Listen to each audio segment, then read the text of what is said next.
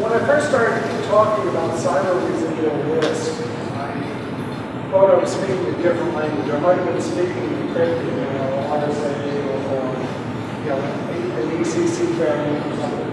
People had no idea what I was talking about. But the past 2 years, people are suddenly just well aware of cyber residual risks and the story behind it. And for this symposium, we've been talking about survivability. Can we survive being attacked? Is there? And people are still saying, are we really at war? And they're not even sure where we are. And the question is, where are we? Are we in the pre-apocalyptic, which means survivability, we can plan for the future? Are we post-apocalyptic and we're trying to survive and all we can do is try and hide our technology, try and protect ourselves, try and survive in some fashion or another? Or are we at war and we still need to and still can go and develop our technology and still deal with stuff? Or are we on the verge of war and now's the perfect time to plan? Let's think about what we're going to do. So as I was thinking about it and getting ready for this presentation, I still run into people who are not sure where we are in that infrastructure. So if you think about it from a logical point of view, over the past 3 years, how many cyber attacks are you aware of? How many are you aware of at least 10? 20? 100? Okay. The problem is we have no idea because people get attacked and we don't really know. But the real question is how many of those attacks were successful? So you raise your hands on 10, so if you're 10, you know we're successful, otherwise you never would have heard about them. And when we hear about them, someone goes and gets it in the newspapers. Maybe 20, maybe 100. Okay? The real question we've got is what was the impact of those attacks? What was the cost? That's the real thing at the end of the day. Cost is always an intangible thing. And sometimes people say, well, you lost PII. The recent ruling that just because you use encryption, if you have a ransomware attack, you may not. There you go. Good. I thought my voice would last for about 3 more minutes. As you get older and have kids, you tend to lose your voice very fast. So the question became one of how much PII was lost. And the ransomware story now, if you have encryption and ransomware, it may not be a safe harbor because after all, you got into the system and you got at a privileged level. How hard was it to get the key? And all this stuff comes through and you kind of wonder. And I started looking on the web, and I'm not sure if you can see the graphics. This is Kaspersky.com. And these are attacks in real time. Okay, each of those lines represents an attack. Each of those dots represents a source and a destination on an attack. And how many of you have seen this before at Kaspersky.com? Only a couple of you. Fascinating site. It's scary in as much as you don't realize how many attacks are going on and where they're going on. Now, actually, this is video because I don't trust the demo gods. So I recorded this the day before, late at night, which is why it's so tame.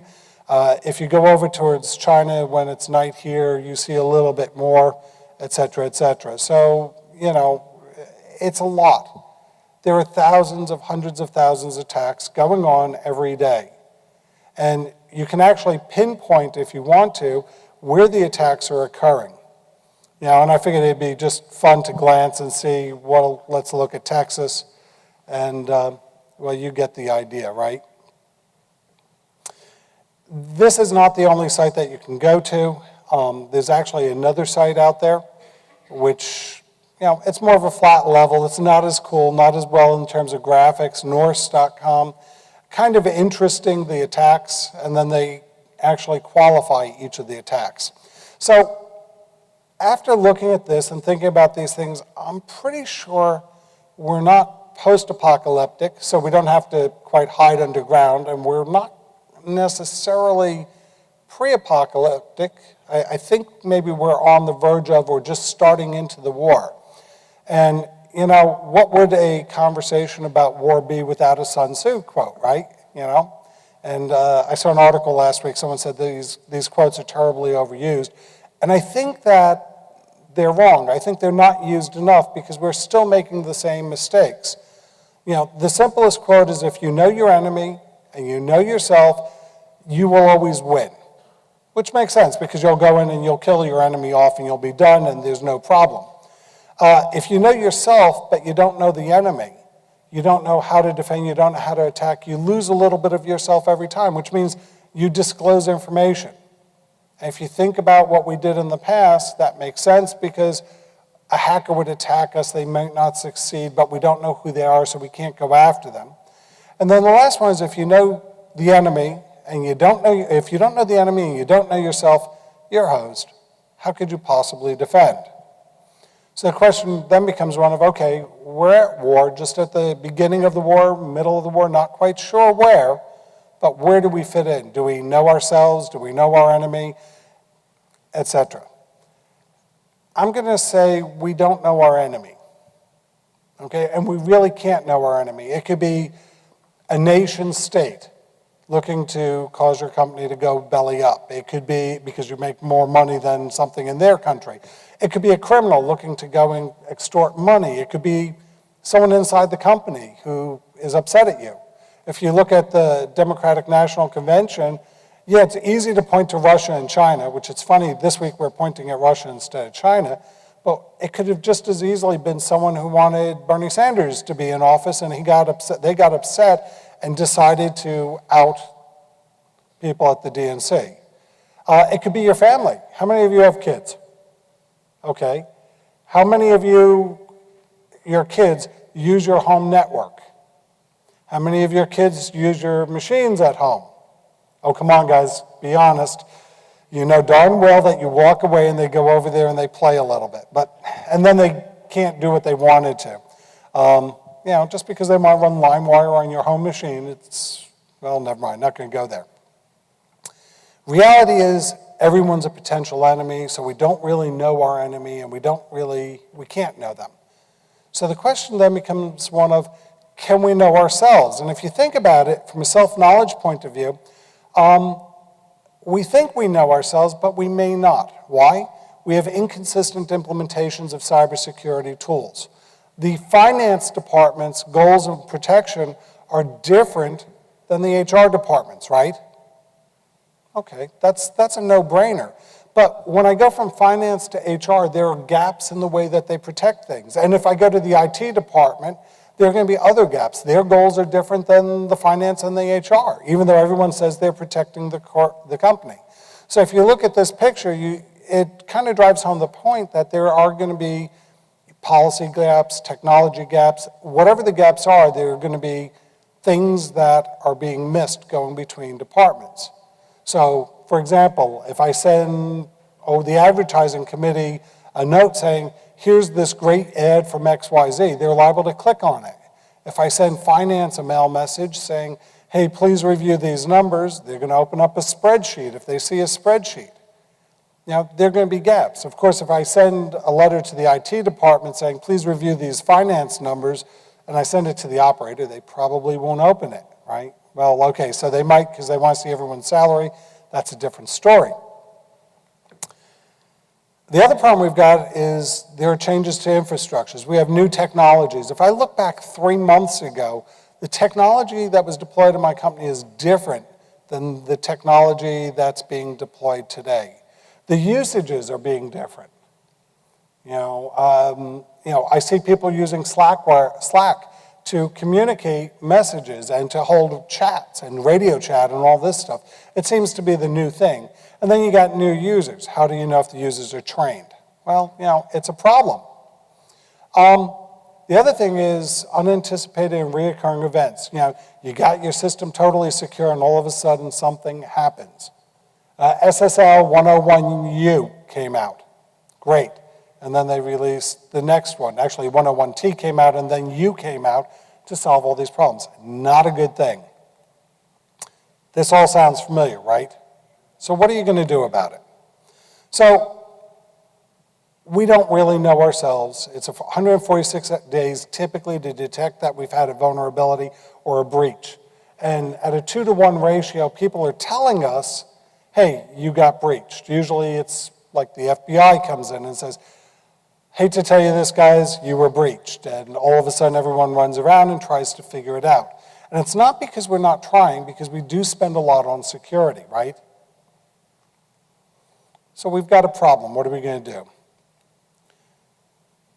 I'm going to hesitate and say we're not really doomed, but we've got to get beyond where we used to be. And where we used to be was the Star Castle model. We build up shields around our infrastructure, and we protect ourselves. And unfortunately, we get blown apart because a hacker finds a way in, and we're toast. And it's been constantly going since the 1980s. 1985, NSFNet came out, and we wanted to be on the NSFNet, which is the precursor to the internet. And as soon as we got connected, we discovered, passwords are an important thing.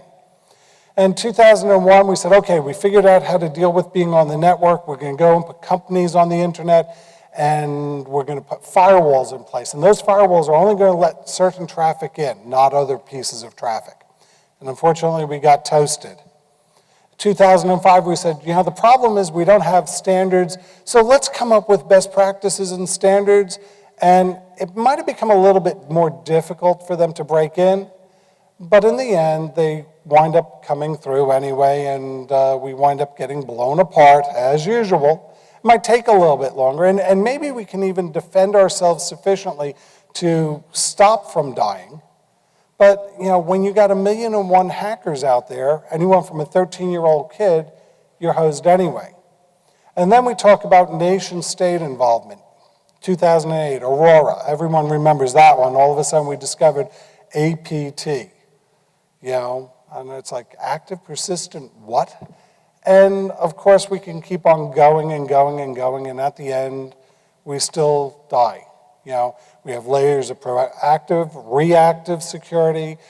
We're still getting hacked. It's not always high-tech sophistication. Sometimes it's something easy, like a mail message. And how much training can we actually provide people?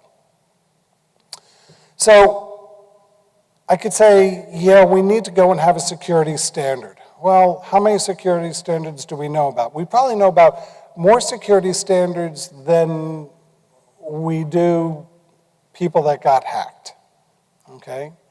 And the problem is that most of these companies have been certified. They've been compliant to these standards, right?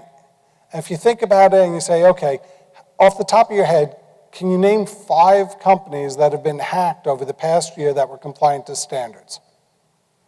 Target, PCI compliant. Fuga de Chao, PCI compliant. Home Depot, it just keeps on going and going and going as you think through it.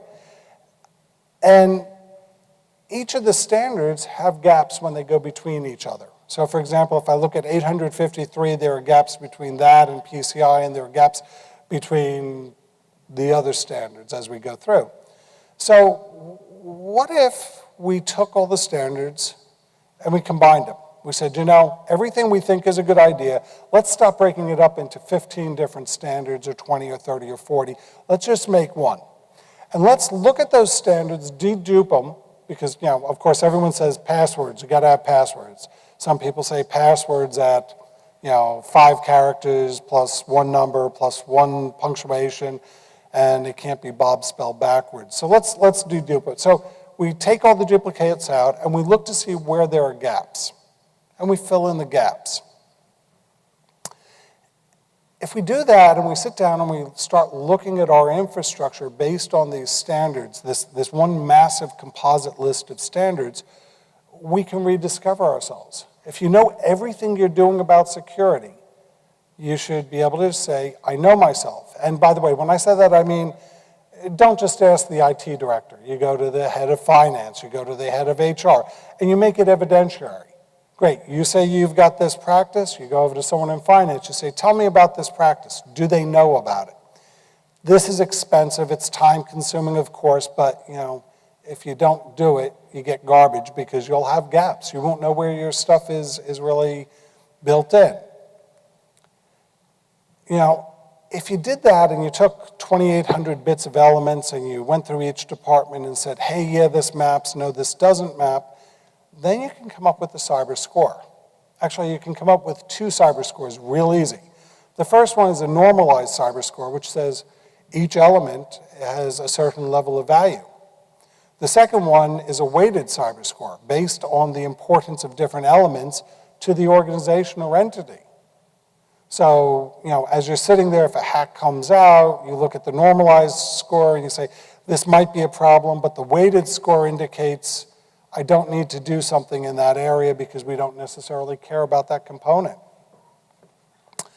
By the way, just because you solve one problem doesn't necessarily mean you've solved them all. You really need a spanning technology. What's a spanning technology? Something that might say, we're going to provide phishing training to our employees so that they all know about it. Now, you know what's going to happen, right? No matter how good your phishing training is, someone's going to click on something that they shouldn't have. So maybe you put a firewall in front of that technology. So, you know, that filters out some of it. And maybe you put something on the back-end side that says, hey, does this command, is this a valid command? I mean, they've never reformatted the database before. Why would I let that continue? So you want a technology that's going to cover all 3 of those areas as well as the individual technology that you've got down there. And when you start thinking about the metrics for the nomenclature, or for the bingo card, if you will, remember, it's people, process, and technology. If you don't accommodate all 3 of those, then you've got a problem. Okay, so if I go into a cyber score, you know, this is for the math geeks in the audience, I'm going to say the summation of all the categories from 1 to n divided by the number of categories times, you know, the max value times 100, that gives me a cyber score. So if I take all 2,800 elements for the non-weighted version and say each element's worth 1, I've divvied them up into categories, actually categories, families, and children. All the children roll up into a family, all the family rolls up into a category. I can actually come up with a reasonably good idea of your cyber posture based on this. And if I want to drill down, I could look at categories and then families. Okay? So simple math, you come up with a number and you say, hey, this is what your cyber score is. Sort of like your FICO score. Everyone knows what a FICO score is? Maybe we want a cyber score, something that says, tell us about your cybersecurity posture. And, you know, my postulate is, you can get to a 95 even if you do everything on the bingo card. It's not until you get to the spanning technology that you cover additional gaps. Why? Because we don't know what else is going to happen. We can't predict the future. We don't control the software in our infrastructure. We don't necessarily control the infrastructure as well as we think. So you need spanning technology. So assume you get up to a 95 without it. When you get that spanning technology in there, then you need to reevaluate and see how much does it cover. Maybe you can get to a max cap score of 100. By the way, you can't leave out weighting, because all of a sudden, if we just go through the cyber score and every element is 1 point, well, that's going to be not realistic. There is stuff that will be weighted more important than others. The HR database to the HR people may be important. Your customer data would be more important than maybe your HR data. You know, because your customer, well, without your customers, you don't have a business. Without the people that are working there, you know, you've got other issues. So you could actually go and say for key major stuff, you weight it, and for minor stuff, you have a lesser weighting. And it changes the formula just a little bit, okay? And all this is a multiple summation with a weighting factor introduced. So children, families, communities. Of course, we want a percentile because the cyber residual risk managers always have to have a percentile. If you do that, then what is your risk score? If this is your cyber preparedness score, what's your risk score? Well, the risk score simply becomes the gap between 100 and what your current score is. Okay, now for risk managers out there, this goes against everything that you've ever heard, because the first question every risk manager I ask, or that asks me, what am I talking about, they say is, well, what's the likelihood of you being attacked? Anyone want to give me an answer? What's the likelihood someone's going to attack you today? 100%. Why? Because it's easy. It doesn't cost them anything. You could go pull down a tool off the internet and attack someone, and it doesn't matter. You don't need method, you don't need motive. All you got is the internet. So it just becomes 100 minus the cyber risk score, the cyber standard score. Sort of makes sense? And by the way, don't forget the weighting. Always include the weighting, because if you forget the weighting, yeah, you dealt with everything except for this one thing over here, but that one thing over there is the family jewels for the company.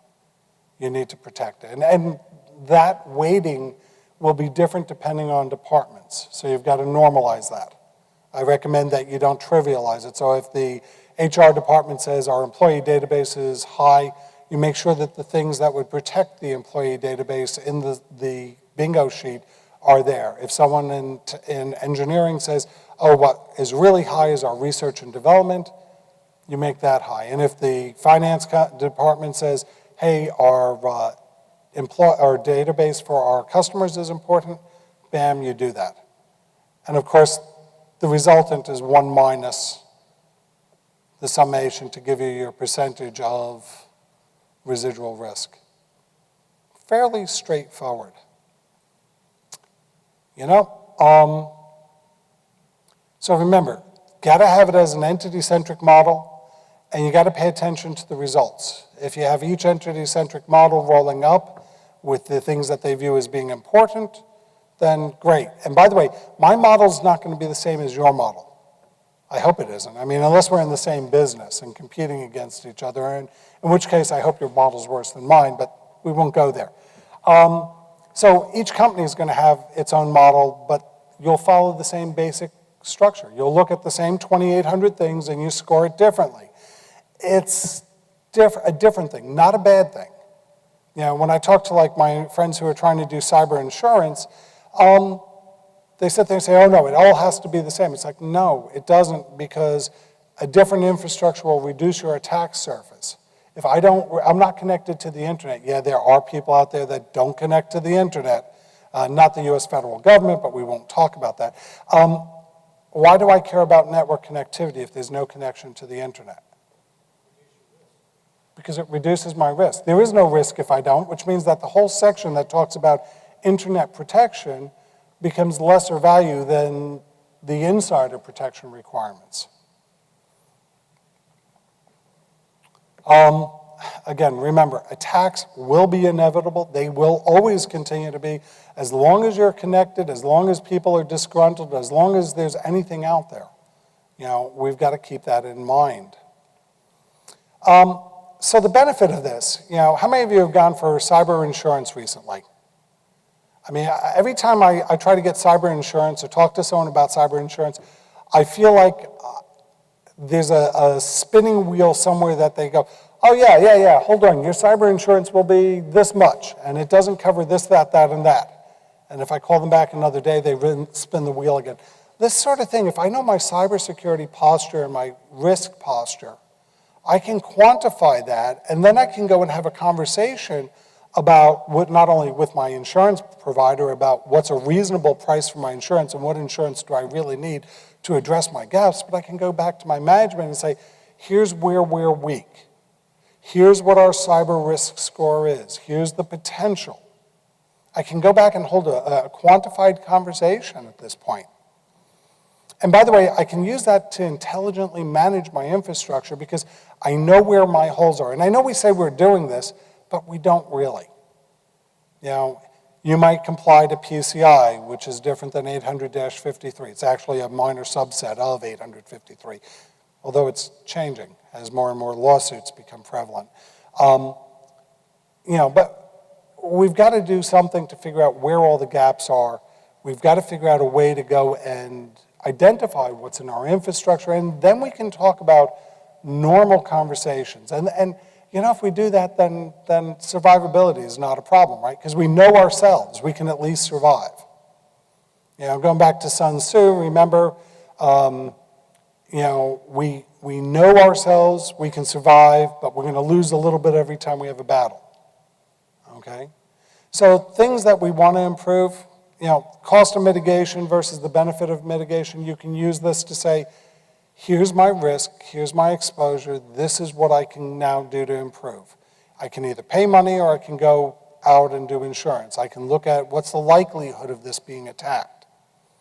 Okay, and remember, risk is everything that's left after we've done everything to try and mitigate.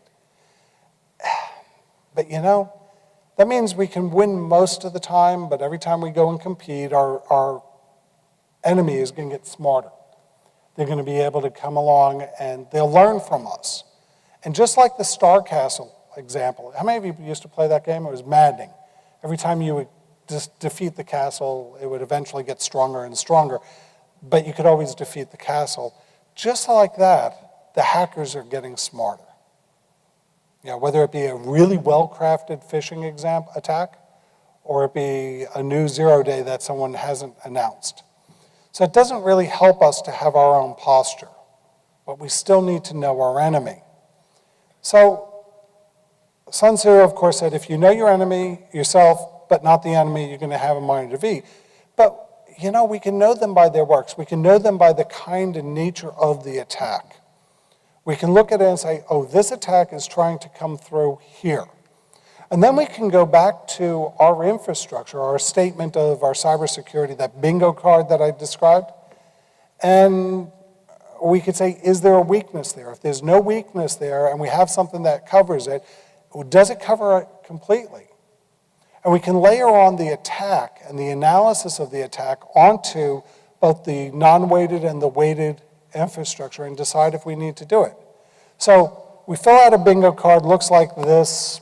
I'm not sure what the laser shows, but you fill out a bingo card, it looks something like that, and you know where the attack occurred, you know what they did to exploit it, okay? And then you map it onto your cybersecurity preparedness map, and you look down, and basically you see where, on the bottom row, where the gaps are. You see what the risk is. You see, oh, this area here, I need to go back and make sure that my mitigations will really be effective against that attack. And that in turn changes your cyber score so that you know instantly, oh geez, my cyber score is at such and such a level. And therefore it triggers a re-examination. I'd rather know, hey, there's an attack out there like this, and it impacts my cyber score like this, and here are the areas I need to go back and make sure I'm properly mitigated, than to not know it at all. So now I kind of think I know myself, and I know my enemy, so I should always win, right? I'm sorry, I was always an overachiever in school, and I don't think we're done. I think we need to go beyond that. Knowing yourself, knowing that you're protected, that's wonderful and everything, and knowing what your enemy is, yes, you can win every war, but I want to go for the extra dollar, the extra points. I want to control the battlefield. I sit there and when I was a kid, I always used to get told things like, don't talk to strangers. Don't take rides from strangers. Okay, so Uber nowadays kind of blows that, but I still can't bring myself to take an Uber, right? Everyone here uses Uber? No, good. And if I think about it, I know who can connect to my infrastructure, and this push to put everything on the internet, it's maddening. It drives me crazy. Why does my corporate data need to be on the internet? Why do I need to do this? Why do I need to do that?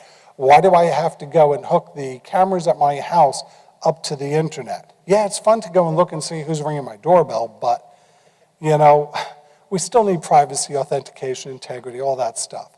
So we can control the battlefield by deciding and being intelligent about those things that we've identified as critical, that are highly weighted, and look at the infrastructure and say, should this really be exposed? Some of your mitigation might be, the HR database, the employee HR database, has zero reason to be on the internet. Even if I'm doing cloud, I might want to go back and rethink that. Okay, so we can control the battlefield. We know who the enemy is. We get to choose the high ground or the low ground, preferably the high ground. We know who the enemy is, and we know that what our capabilities are. So we're good to go, right? We know ourselves, we demonstrate our risk posture, we quantify our risk tolerance, because we can look and say, here's an attack, this is how we stand at this point in time. And then we get the benefits of other things. You know, it lets us know what to cover. It lets us demonstrate due diligence and due care, which is the big thing. You know, yes, you can be sued no matter what, but if you can demonstrate due diligence and due care, great. And it helps us even with pricing and scoping out of our insurance. In order for us to succeed, the initial analysis is painful. If you don't do the initial analysis, garbage in, garbage out. You can't do a half-butt job. That means it doesn't cookie cutter. It means each company, each entity has to do a good job. It has to do the full analysis. You know? We might need to change our controls and the way we do our monitoring. And we have to remember that today's solution may not work tomorrow because the threat landscape's changing. You know, this is our infamous triangle. You choose which one you want, and no matter where you go, it's going to pull you one way or another. Good, fast, cheap ain't going to happen. You could be good and fast, but it isn't going to be cheap. And if it's fast and good, it's not going to be, if it's cheap and good, it's not going to be fast. And if it's cheap and fast, forget about it being good. So, you know, where are we? We need to change the way we operate, the way we do things in our world. We need to know ourselves. We need to know our enemy. Results are going to constantly change, and we should keep in mind we can control the battlefield. But imagine the future, if you will. You know, 20 to 50 billion IoT devices by 2020. All of these are capable of being subverted. You know, the Target point of sale hack was nothing as compared to every refrigerator, washer, dryer, car, door alarm, thermostat being hit. You know, and if we're not careful, we could find ourselves facing a new zombie apocalypse or Skynet as a reality. Imagine the new Terminator. It turns your temperature up in your house to 85 degrees, and then you get the bill. Not a good thing. Thank you. Question?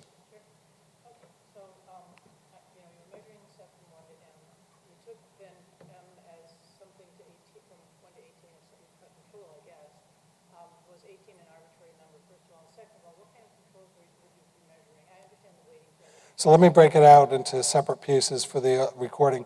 The first question was, I measure from 1 to M, and I set it at 18. Actually, 18, I cheated. I used the NIST SP 853 categories, and there happened to be 18 of them. And then the second part of the question? Well, I was wondering, how did you know what to measure? What were you... The second question was, how do I know what to measure? Well, what you do is you treat it as an interview. You walk into the person, you say, okay, what do you do for this? Not do you do this, but what do you do for this? And then they say, oh, I've got a policy, I've got a procedure. You say, show me a copy of the policy and procedure. It's completely evidentiary. But then what you do is you go to the next department and say, tell me about your policy for such and such. Show me your policy for such and such. And if they don't have it, that's a gap. The such and such are the what are you actually doing in your infrastructure, which, of course, if you don't do it, could be an attack vector. You don't know if it's an attack vector until someone actually goes and utilizes it. I thought that was the data that you used regarding the attacks, regarding the known breaches. So the other question was, what about the data from the known breaches? Yes, that layers onto a third area. So the first thing you do is you know yourself. You do the survey, and then as you do the survey, you're also asking them to identify the critical infrastructure components, the things that are important to them. So you wind up with a normalized value where everything's equal, then you wind up with a weighted value. Then, when an attack occurs, this becomes nothing more than a residual exercise in that you're going to look to see where the attack happened, and you're going to see what its impact was to the areas. So you could either do a straightforward null attack where I see, oh, it affected the password mechanism. So I look at the password mechanism, I put a 0 there, I come out with a ones complement of the whole tree, and it shows that password mechanism has been zeroed. I go back and I look at that and say, okay, do my mitigations for the password mechanism cover this new attack that came out? So every time there's a new attack, you reevaluate only that element that was impacted or led to the success of that attack.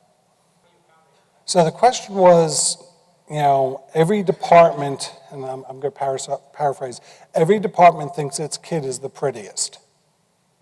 How do you take that into account? The finance department thinks this machine here is important. The engineer that's working on the new project says, no, my PC is more important. The answer is you don't fight with them. You label it as a higher impact value, and you count that into your weighted system. You're not going to ever come out with a whole system where every entity inside the company says everything in their infrastructure is important. And then you'll notice similarities. Oh, wait a minute, this is a database here, a database there, a database there. I would look and say all my database stuff might require a higher weighting than maybe my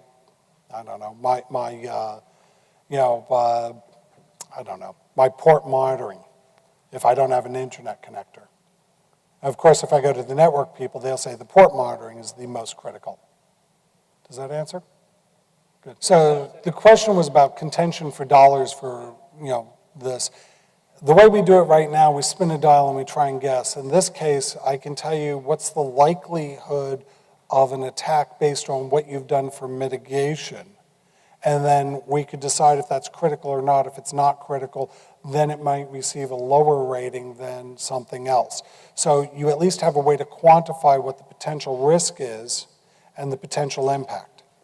So it's better than all the department heads get into an office and the last man standing wins the $3.45 budget increase. So you've got real data here at the end of it. You can say, here's our risk, here's our potential risk, et cetera. And then, by the way, next year you can turn around and you can say, here are the attacks and the attack types we saw last year. This is where I think we want to go and rethink some of our strategy for next year. Thank you.